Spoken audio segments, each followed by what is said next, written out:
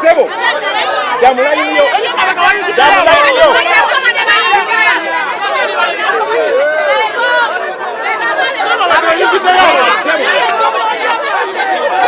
Allo.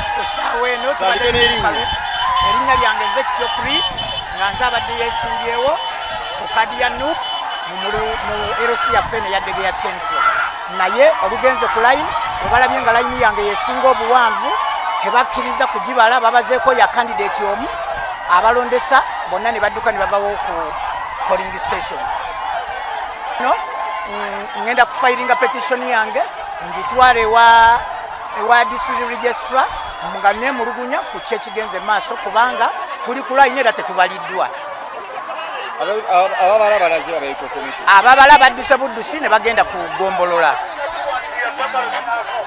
kicho saba akakiko k'ebyokulonda nsaba akakiko k'ebyokulonda kalonde abantu abalimu ensa abatali bali banguzi abantu abatendeke kuba okusinziira obubbi bwe booleseza ku polling station olwaleero kiraga nti babbi bankwe bayaye kubanga ekyo tubadde tukimanyi okumala ennaku 2 emabega era ne twemulugunye ewa RO nga tumubulira ku nsonga eyo naye teyasobodde kutuyamba. Abatuuze abali ku ludda lwo obagamba bigambo ki? Abatuuze abali ku ludda lwange nyongera kubagumya nti katutuuse okwemulugunya kwaffe eri omukulu ow'ebyokulonda tulabe ki kyagenda okusalawo era njagala basigale nga bagumu kubanga ffe tusinga abalonzi abangi. Ate bo bakanyukula tusembera yino bakanyukula kanti kundi yawangudde bali bavuddewo bote babaze tuna line 2 bana line emu ogambo jambo ina line emu awangudde owafe wa NUP teyabaze ogambo jambo kundi yawangudde basa do yesterday kubala kwa awano kwa wadde line 2 nga zikubisaamu ezo oli emirundi naye batambudde butambuzi kinene Badiru oli webusiika straight Matyegere oli webusiika mwajjidde ku mission nga yakubba wa NUP naye gwe muleese gwe mutuleetedde mu ye chairman waffe tetusobola mukkiriza olw'ensonga bwe bali mu mivuyo gy'ettaka ly'Eddegeya. Abulabe nnyo Wewayo netunonya akalulu kaffe mu mirembe bulijjo bagamba abantu tuli bafudde ne tuli ba mirembe batuvuma batutyokoza kati basazeewo okukola batyo beesiga poliisi n'amagye fe tulina amagye naye abantu balina bakola nga bebaagala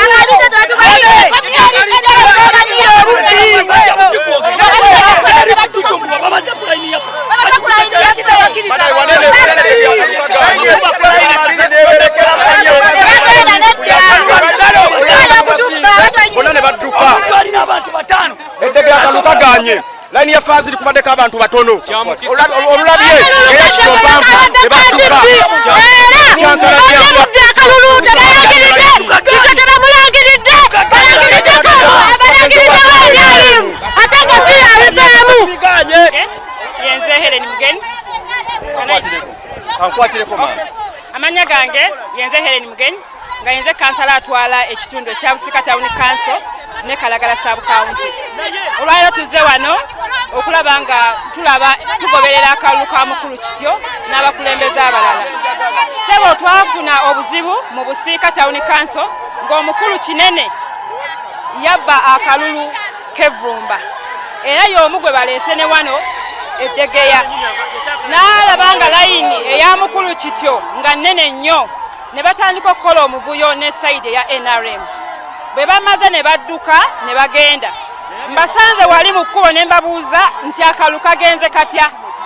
Ne bagamba bo tebagenda kugira kalulu ako, tebagenda kalangirira. Era ne bawunzika nga bo badduse bagenze. Naye tusaba gavumenti etuyambe nti erekere abantu eddembe lyabwe basobole okulonda abantu, basobole okulonda omukulembeze gwe beetaaga, omukulembeze agenda okusitula ekitundu. So si bano abakulembeze be baleese babulooka b'amataka. Kyova olaba ebiseera ebisinga abakulembeze abasinga be basinga okwagalira okukoleramu omuvuyo bakulembeze battaka badiiringa mu ttaka. So tusaba gavumenti etuyambe, tusaba mukulu Balamu atuyambe ajje eddegeya wano akalulu kano kadibwemu kubanga tekabadde kabwenkanya n'omulondesa yennyini talinze na kubala layini adduse buddusi n'agenda.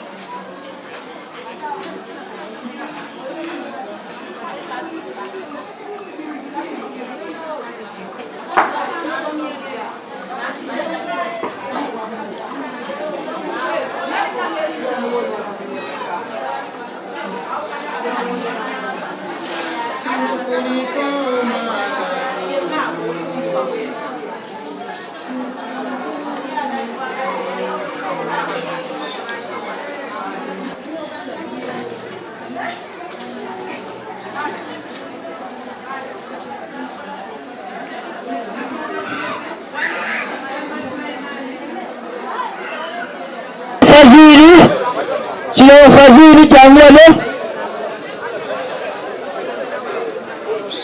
oyo kandidate yeesimbyeyo neetaaga mwami Nsubuga James.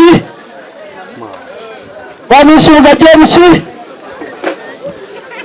oyo kandidate yeesimbyeyo neetaaga mwami Kityo Kurisi oyo kandidate yeesimbyeyo neetaaga mwami Sesanga Muhammadi. Sesanga Muhammadi oyo yeesimbyeyo neetaaga mwami Sekanjagwe Samuel. Sekajugo Samuel. Sekajugo Samuel. Mukyuke mutunulire abantu bammwe.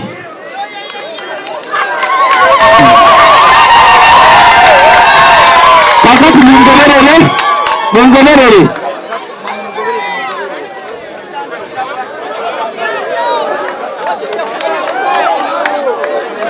Abalonzi temugoberera, abalonzi musigaleno, abalonzi musigaleno. Abalonzi musigaleno temugoberera, abalonzi